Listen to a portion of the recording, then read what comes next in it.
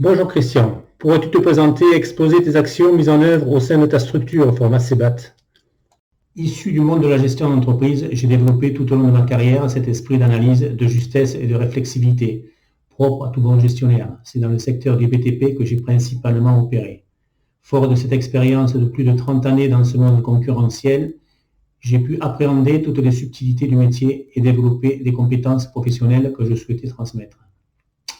Mon parcours a débuté par des études comptables et financières. J'ai pu exercer dans des cabinets d'expertise comptable, puis ce sont des postes de DAF qui m'ont été proposés dans des structures du BTP.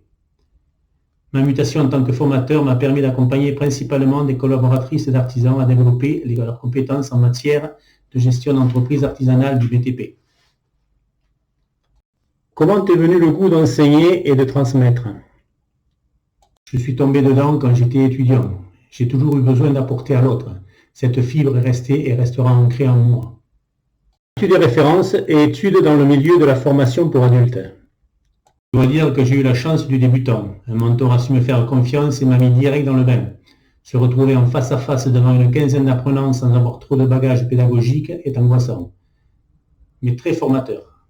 Par la suite, j'ai suivi des stages d'initiation et participé au cursus de responsable projet et ingénierie en formation au CAFOC de Bordeaux. J'ai cru comprendre que tu venais juste d'être certifié référent à FEST. Peux-tu nous en dire un peu plus sur cette nouvelle modalité de formation? L'action de formation en situation de travail est une nouveauté pédagogique. Elle permet à l'apprenant de se former sur son lieu de travail tout en respectant un parcours pédagogique adapté selon la modélisation des situations de travail. Ce parcours est formalisé. Tout en étant accompagné, l'apprenant se forme à son rythme dans un milieu de travail aménagé. Il est évalué, doit participer à des séances réflexives et pour objectif final développer ses compétences ou acquérir de nouvelles. On peut dire que la FEST, en raccourci, c'est plutôt de l'auto-formation réflexive. Bien entendu, au préalable, l'entreprise doit déterminer les attendus et la faisabilité de la FEST, les enjeux, le projet à mettre en œuvre et motiver les différents acteurs. In fine, la FEST ne peut être que gagnant-gagnant pour l'entreprise et l'apprenant.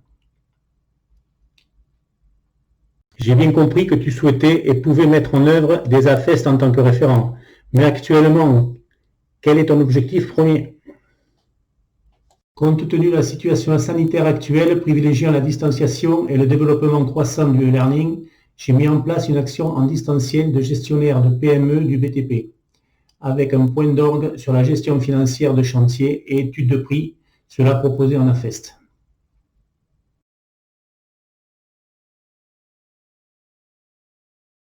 Cet accompagnement digitalisé est bien entendu soutenu par un suivi régulier individualisé sur le poste de travail. Une prise en main à distance en toute confidentialité permettra d'évaluer les apprentissages et mesurer le développement des compétences. Je te remercie et te souhaite beaucoup d'AFEST et de nombreux apprenants. Si vous êtes intéressé, n'hésitez pas à me contacter. Je me ferai un plaisir de vous accompagner dans votre parcours. Bon vent et merci pour votre écoute.